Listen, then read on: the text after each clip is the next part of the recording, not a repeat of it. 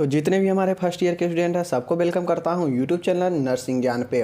तो आज का वीडियो बहुत ही शानदार है। आज हम लेकर आए हैं बिहेवियर साइंस के ऊपर, मीन्स कहा जाए तो साइकोलॉजी के दो प्रश्न। एक है आपका ध्यान यानी अनुभूति और एक है आपका थिंकिंग के ऊपर। तो ये दोनों प्रश्न बहुत शानदार होने वाला है, 5-5 नंबर का बनता है प्रश्न। तो चलिए हम लोग देखते हैं ध्यान क्या है। ध्यान या इसी को अनुभूति या इसी को अवधान कहते हैं। ध्यान के विभिन्न रूपों एवं प्रकारों का वर्णन कीजिए। तो ये क्वेश्चन इस प्रकार से आपसे पूछेगा, प्रकार रूप तो आप लोग लिख दीजिएगा। चलिए अटेंशन देखते हैं कि अटेंशन होता क्या है। तो सबसे पहले जानिए कि अटेंशन मतलब ध्यान होता क्या है। अब देखिए होता ये है कि ध्यान क्या होता है कि कोई भी वस्तु हो जो आपको अपनी तरफ जो है ध्यान को खींचता हो, वही होता है अटेंशन।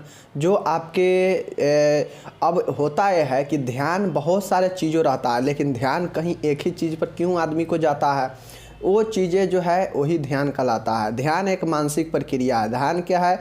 एक आपकी मन द्वारा किया गया प्रोसेस प्रक्रिया होता है। इसे अवधान भी कहते हैं, इसे अवधान भी कहते हैं। ध्यान रखिएगा, मनुष्य का परिवेश में उपस्थित अनेक वस्तुओं पर एक साथ चेतना कर पाना असंभव है। देखिए नॉर्मली जो भी चीज़ें हैं, जो भी वस्तु है, उस पर किसी का कॉन्शियस, उस पर किसी का चेतना जब जग जाता है तो उसके प्रति जो है अट्रैक्शन हो जाता है और वही व्यक्ति जो होता है उस वस्तु पर जो है ध्यान जो है फोकस जो है कर पाता है। हमारे समाज में अनेकों प्रकार के जो है एक साथ में बहुत सारे जो है वस्तु उपस्थित होता है, बट हमारे माइंड में जो कॉन्शियस जगता है, जो चेतना जगता है, वो तो सभी वस्तुओं में से एक वस्तुओं के लिए अधिक होता है और वो अपने ओर ध्यान को क्या करता है, आकर्षित कर लेता है। मेरा ध्यान उस पर केंद्रित हो जाता है। तो यही क्या होता है, हमारे माइंड में उस वस्तु के लिए क्या है कि चेतना जग गया है और यही जो है आपका क्या कहलाता है, ध्यान कहलाता है। समझ गए? उसके परिवेश में उपस्थित वस्तुओं में से कुछ उसके चेतना के केंद्र में आ जाती है, कुछ सीमा प्रदेश में रह जाती है, कुछ सीमा प्रदेश से बाहर रह जाती है। अब चूँकि होता यह है कि जो हमारा माइंड है जिसमें कॉन्शियस का क्रिया होता है, कॉन्शियस का, तो देखते होइएगा उसमें जो होता है कुछ चीज़ें हैं जो कि हमारे उस केंद्र में आ जाता है, जो जिसके लिए हम सोच रहे हैं, जिस वस्तु के लिए। कुछ होता है जो इस केंद्र के इस बाहर में ही रह जाता है, कुछ हो जाता है कि इसके बिल्कुल बाहर रह जाता है। मीन्स कहा जाए तो कुछ इस केंद्र में आ जाता है और जो केंद्र में आ जाता है वही चीज़ों को हम ध्यान केंद्रित कर पाते हैं। कुछ ऐसे होता है जो कि केंद्र में नहीं पहुंचता है लेकिन उससे पहले ही रह जाता है, तो वो यहाँ पे होगा। कुछ ऐसा होता है जो कि बिल्कुल यहीं से गायब हो जाता है, बाहर ही रह जाता है। तो ये जो सब चीज़ें वस्तुएं होता है, उसका जो हमारे मन में जो चेतना होता है वो 3 सीमा में होता है। एक तो केंद्र में आ जाएगा, जो केंद्र में आ गया, और केंद्र में कौन आता है, जो बिल्कुल कम एक आध वस्तु जो है आपके केंद्र में आ पाएगा, जिसके पर आपका ध्यान जाएगा। तो ये आपका केंद्र में जो आ जाएगा उस पर आपका ध्यान चला जाएगा। और ऐसा होता है तो ये किसी एक ही वस्तु के लिए होते हैं। मानिए कि आपके सामने 5 वस्तु रखा हुआ है, आपको उसमें से ज़्यादा अट्रैक्टिव कौन सा लग रहा है, लाल वाला लग रहा है, तो आपका उसमें से ज़्यादा ध्यान जो है लाल वाला पर ही हमेशा जाएगा। तो ये जो होगा कि आपका जो मन में जो चेतना जगह है वो लाल वाले के लिए जगह है, और ये जो लाल वाला है ये आपके मन में जो है चेतना आपके केंद्र में बना चुका है, केंद्र में जाग चुका है लाल वाले के प्रति। और बाकी जो कलर रखा हुआ है उसके लिए अगर थोड़ा थोड़ा आया भी होगा तो कुछ थोड़ा जिसके लिए मन में आया होगा वो इसके आसपास होगा, केंद्र के आसपास होगा। जिसके लिए एक बार देखे और उसके लिए बिल्कुल नहीं पसंद मन में जागा तो वो सब बाहर से ही गायब हो गया। तो यही होता है आपका चेतना, जो आपके मस्तिष्क के जो केंद्र में आपके जो वस्तु है वो जो परिवेश में, जो आपके परिवेश में जो वस्तु या जो भी कुछ चीज़ें हैं जो आपके केंद्र में मस्तिष्क में चेतना जगता है उसके प्रति और वही जो है ध्यान का क्या करता है, अनुभूति कराता है। चीज़ें को समझ गए? देखिए व्यक्ति द्वारा कुछ वस्तुएं जो उसके चेतना केंद्र में लाई जाती है उस प्रक्रिया को ही ध्यान या अवधान कहते हैं। देखिए मैंने पहले ही बताया कि जो वस्तु चेतना के केंद्र में आता है मतलब इस केंद्र में आएगा, कॉन्शियस के केंद्र में आएगा, वही जो है ध्यान कहलाता है। अब केंद्र में आता है 5 वस्तु रखा, इस 5 में से एक ही आएगा आपके केंद्र में। उस 5 में तो अच्छा लगभग और कोई लगेगा, लेकिन सबसे ज़्यादा कौन लगता है, सबसे ज़्यादा आपको अट्रैक्टिव कौन लगेगा, जिस पर आपका ध्यान बार बार जाएगा, तो उसमें से कोई एक ही होता है। अब कोई एक ही होता है, उसके प्रति आपके मन में क्या हो गया, आपके मन के जो चेतना है उसके केंद्र में ध्यान उत्पन्न हो गया, और वही प्रक्रिया जो क्या कहलाता है, ध्यान कहलाता है। मतलब आपके चेतना, मतलब आपके कॉन्शियस के केंद्र में जो चेतना आता है, कुछ वस्तुएं होता है कुछ व्यक्ति द्वारा, तो वही आपका जो होता है ध्यान होता है। चीज़ें समझ गए। अब इसका परिभाषा हम लोग देखते हैं। यहाँ पे परिभाषा क्या कहता है, देखिए परिभाषा कहता है डॉकविल के अनुसार। डॉकविल ने कहा कि ध्यान अन्य वस्तुओं की अपेक्षा एक पर चेतना को केंद्रित करता है।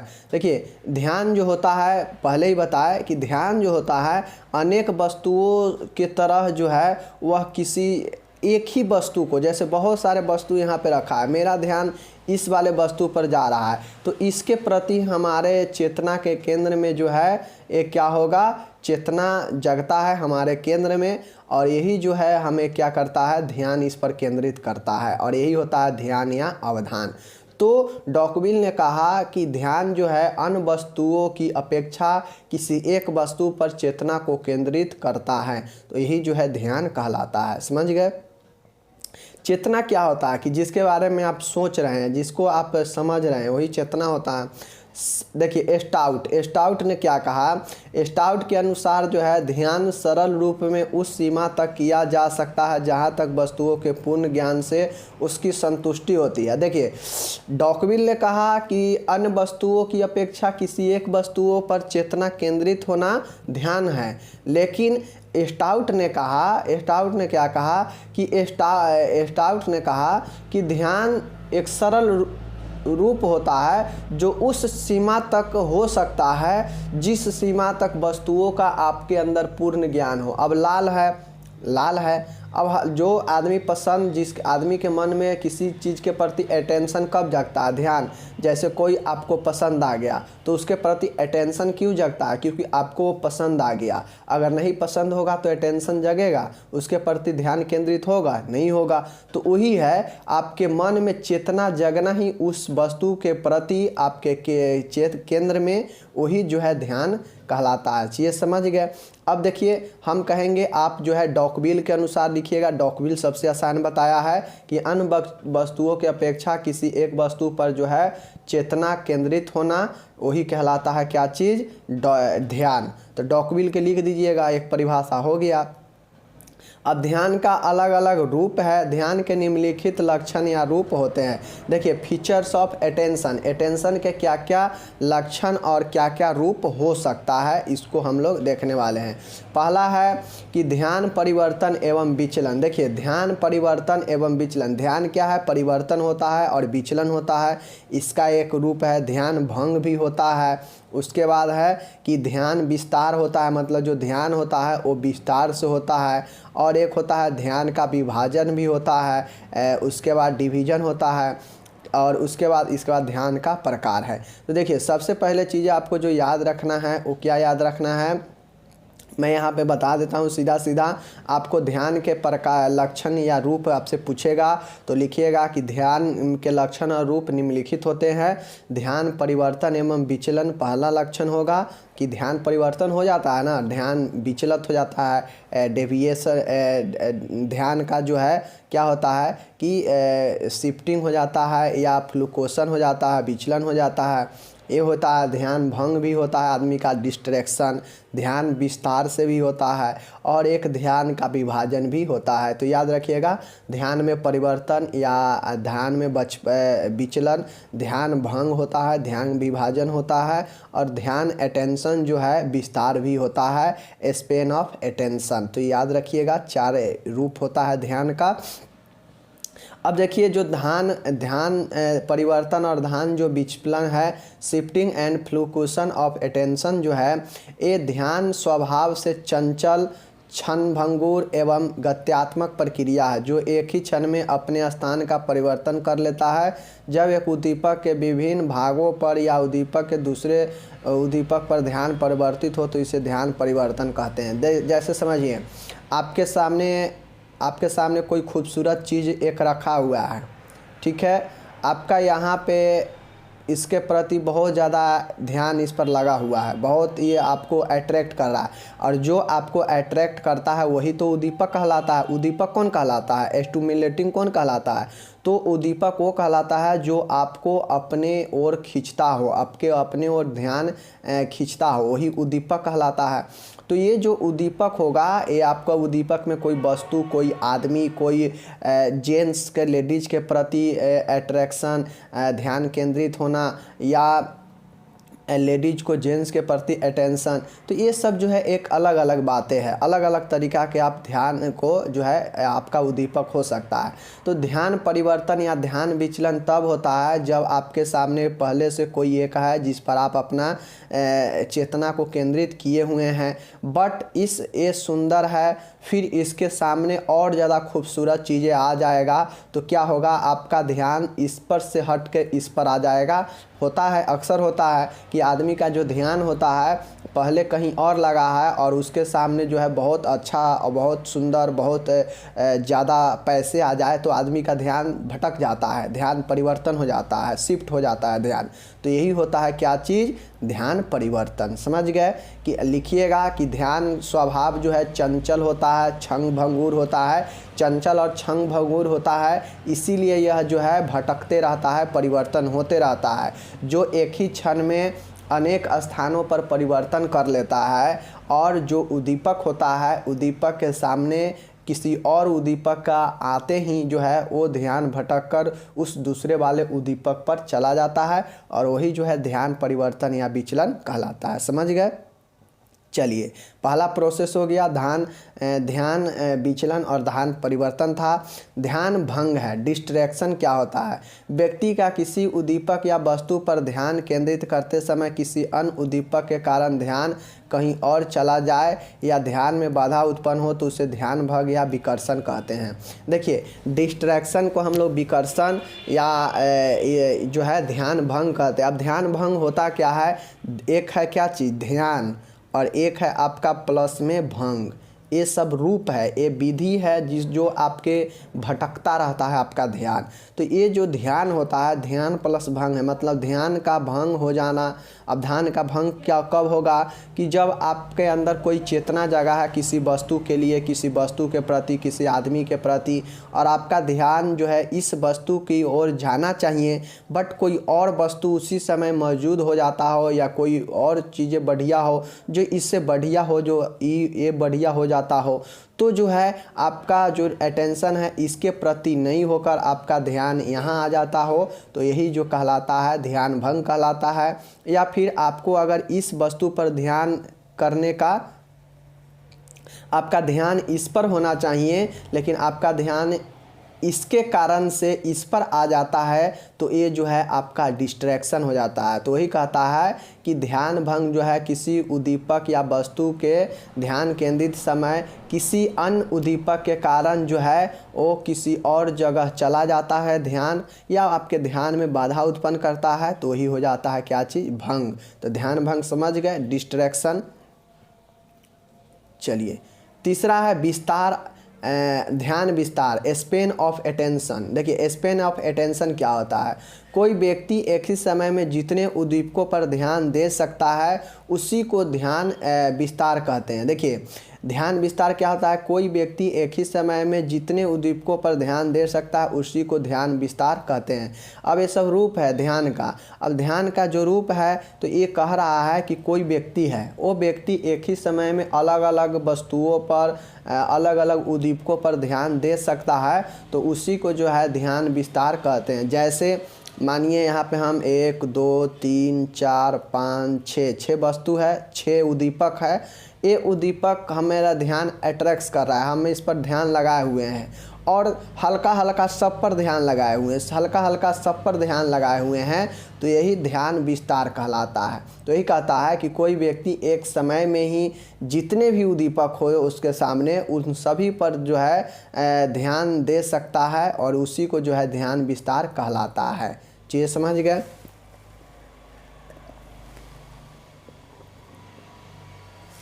चलिए अब हम लोग यहाँ पे देखने वाले हैं कि ध्यान विभाजन। ध्यान विभाजन क्या होता है? Division of attention. और ये आखिरी पॉइंट है ध्यान विभाजन का।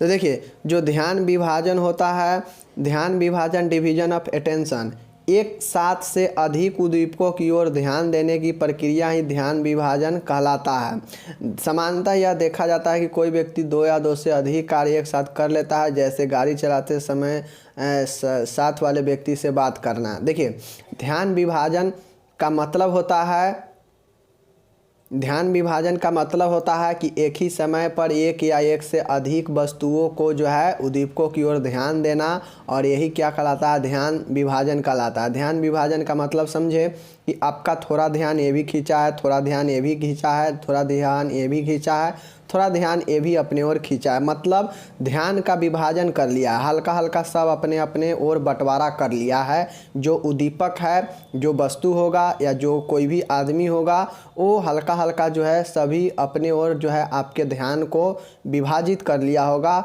बांट लिया होगा, और वही जो है ध्यान विभाजन कहलाता है। जैसे देखते होइएगा कि एक हाथ से आदमी पढ़ते भी रहता है, चाय भी पीते रहता है, एक हाथ से आदमी पढ़ते भी रहता है और कुछ और भी करते रहता है। एक काम देखते होइएगा कि एक आदमी कुछ और करते रहता है, फिर एक और कुछ और करते रहता है। मतलब क्या समझे कि वह एक साथ अलग अलग कामों पर अपना ध्यान दिया हुआ है। मतलब उसका ध्यान जो है वो अलग अलग उद्दीपक के कारण अलग अलग उद्दीपकों पर बटा हुआ है, और वही जो है ध्यान विभाजन कहलाता है। तो समझ गए 4 पॉइंट था। एक था ध्यान भंग, एक था ध्यान परिवर्तन, और एक था आपका ध्यान विभाजन, और एक था आपका क्या चीज़, एक यहाँ पे ही था ध्यान विस्तार। तो चारों याद रखिएगा ध्यान के रूप में। चलिए अब हम लोग ध्यान का प्रकार देखते हैं। चलिए ठीक है, ध्यान का प्रकार देख लेते हैं। तो यहाँ पे हम लोग देखते हैं ध्यान के प्रकार। पहले हम लोग देखे हैं ध्यान का रूप देखे हैं, अब हम लोग देखते हैं कि ध्यान का प्रकार। अब ध्यान के प्रकार वो तथा ध्यान कौन कौन से रूप में हो सकता है, तो 4 प्रकार, 4 रूप हम लोग देख चुके हैं। अब हम लोग देखते हैं कि ध्यान का जो प्रकार है, कौन कौन से प्रकार होगा, इसको जो है हम लोग अच्छे से देखते हैं। चलिए देखिए ध्यान का जो प्रकार होता है, वो ध्यान का जो प्रकार होगा वो 3 प्रकार होता है। एक वॉलंटियर, एक ऐच्छिक जिसमें आपको अपनी इच्छा से ध्यान जाता होगा। दूसरा है अनैच्छिक ध्यान, मतलब इनवॉलंटियर, जो आपको इनवॉलंटियर मतलब अनैच्छिक होता हो। और एक होता है स्वाभाविक ध्यान, मतलब हैबिचुअल अटेंशन। तो बहुत आसान है, याद कीजिएगा, ऐच्छिक, अनैच्छिक और स्वाभाविक, ये 3 प्रकार के ध्यान होता है, वॉलंटियर, इनवॉलंटियर और हैबिचुअल। चलिए अब हम लोग आगे देखते हैं। देखिए ऐच्छिक ध्यान क्या होता है? यह व्यक्ति की चेतना पर निर्भर करता है। जब उसकी इच्छा होती है तो वह ध्यान देता है, अन्यथा नहीं देता है। ऐसे ही इच्छिक ध्यान कहते हैं। समानतः ऐच्छिक ध्यान का सीधा सीधा संबंध कुछ उद्देश्यों की प्राप्ति करने से होता है। उदाहरण, परीक्षा नज़दीक आने पर विद्यार्थी द्वारा पढ़ाई में ध्यान लगाना ऐच्छिक ध्यान एक उदाहरण है। देखिए ऐच्छिक ध्यान वो ध्यान होता है जिसमें किसी उद्दीपक के प्रति जो है आपका ऑटोमेटिक से जो है अटेंशन बन जाता है। मतलब उसके लिए ज़्यादा जो है आपके अंदर कुछ चीज़ें नहीं करना पड़ता है। आपको अंदर, जैसे एग्ज़ाम नज़दीक आते ही आदमी के अंदर टेंशन, बच्चा के अंदर टेंशन होने लगता है कि जो है नहीं पढ़ेंगे तो प्रॉब्लम हो जाएगा, और फिर जो है वो अपना अटेंशन जो है पढ़ाई के प्रति बनाने लगता है।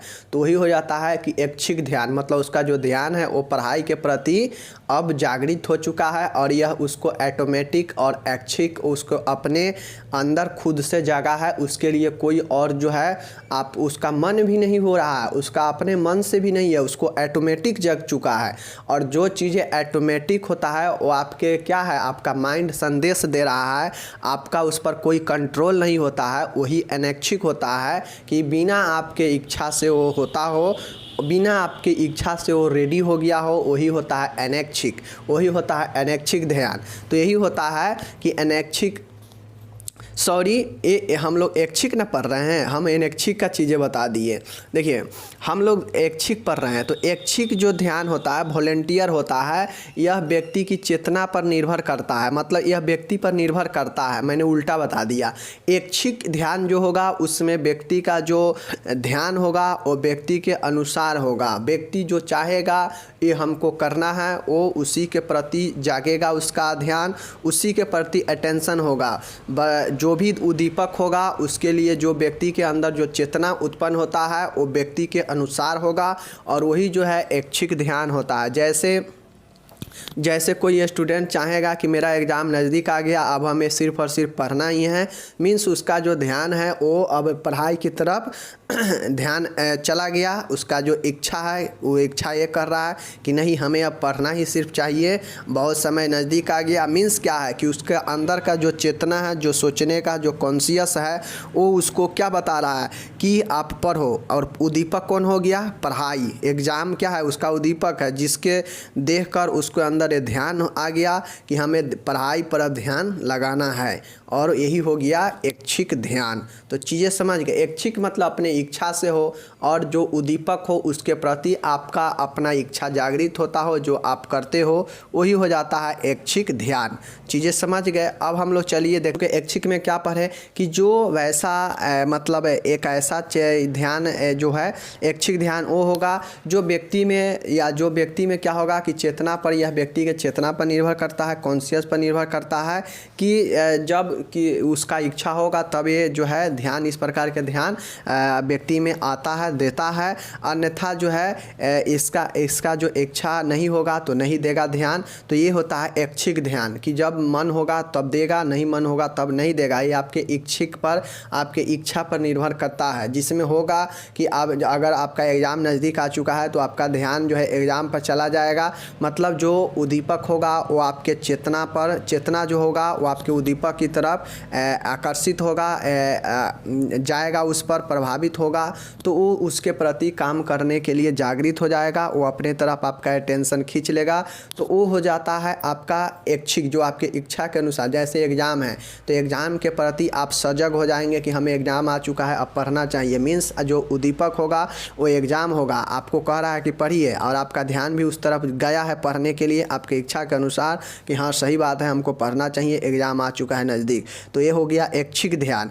तो ये चीज़ें हैं, लिख दीजिएगा, एक एग्जाम्पल में लिख दीजिएगा कि जैसे एग्ज़ाम आने पर एग्ज़ाम के लिए पढ़ाई शुरू करना, और यही जो होता है। दूसरा है अनैच्छिक ध्यान। देखिए अनैच्छिक ध्यान वो ध्यान होता है जो व्यक्ति को जो होता है ये उसके अपने आप पर जो है यह निर्भर नहीं होता है, यह किसी प्रयास या अनिच्छा के विशेष उद्दीपक की तरफ चेतना जाने से होता है। जैसे मान के कोई आपके सामने, चेतना मीन्स क्या? कोई वस्तु, कोई आदमी, कोई कुछ भी जो आपको अपने तरफ खींचता हो, वही चेतना होता है।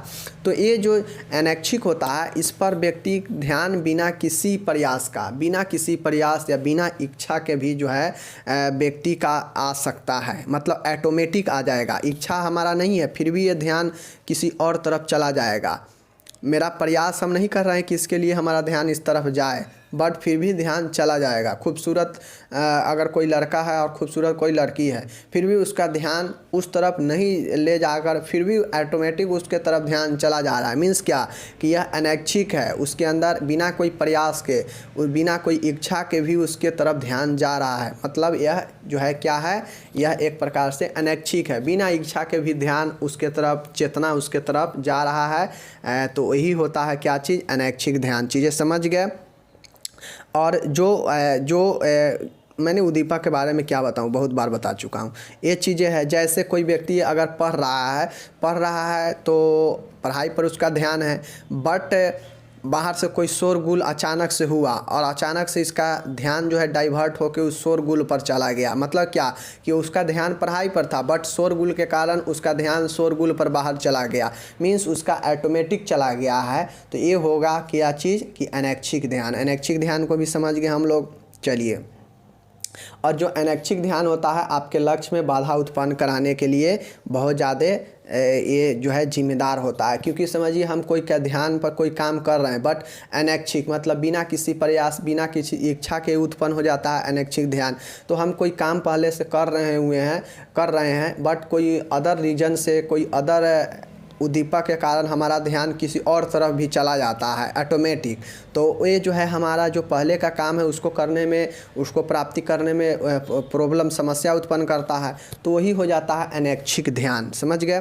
तीसरा है स्वाभाविक ध्यान। देखिए स्वाभाविक हैबिचुअल जो अटेंशन होता है यह एक प्रकार का ध्यान ही है, और यह वो ध्यान होता है जिसमें जो व्यक्ति होता है ये अपने इच्छा जो होता है वो इच्छा या अनिच्छा से नहीं बल्कि स्वभाव से ही जो है उद्दीपक की तरफ चला जाता है। अब पहले होता यह था कि पहले वाला में था ऐच्छिक में कि व्यक्ति के इच्छा से या अभ्यास एक इच्छा से ध्यान उद्दीपक की तरफ चला जाएगा, चेतना उद्दीपक की तरफ चला जाएगा, तो ऐच्छिक था।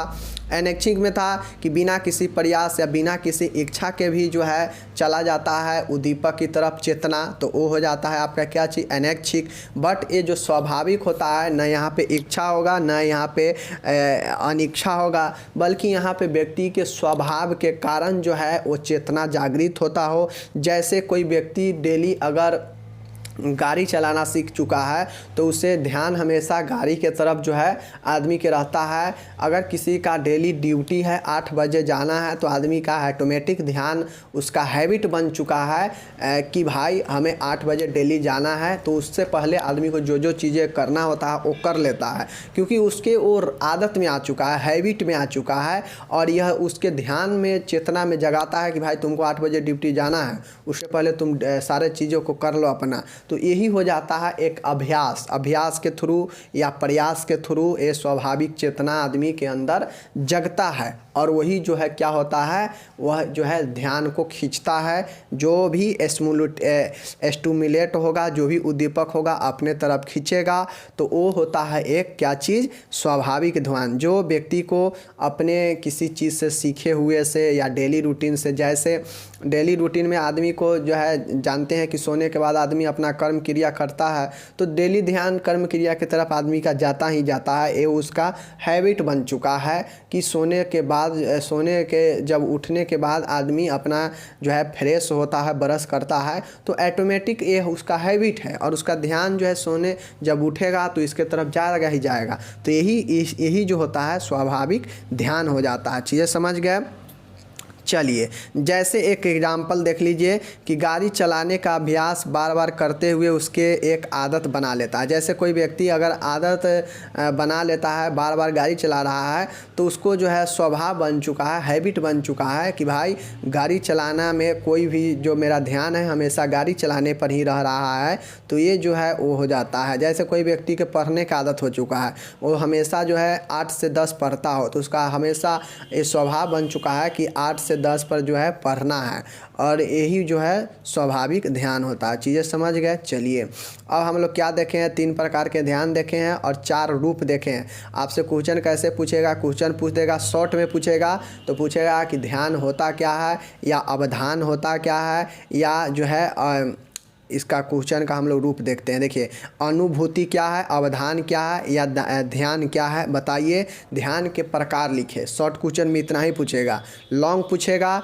तो आपसे पूछेगा कि ध्यान, अनुभूति या अवधान क्या है, और ध्यान के विभिन्न रूपों और लक्षणों का लिखे और इसके प्रकारों का लिखे। तो डिटेल से पूछेगा तो आपसे टोटल लिखना पड़ेगा। अगर शॉर्ट में पूछेगा तो सीधा ध्यान और उसके प्रकार के बारे में पूछेगा तो आप लोग लिख दीजिएगा। बाद बाकी हम बहुत अच्छे से समझा दिए। ध्यान का रूप और लक्षण 4 प्रकार से था, ध्यान का प्रकार 3 प्रकार से था। तो इस चीज़ को ध्यान में रखिएगा। मिलते हैं अगले वीडियो में। धन्यवाद।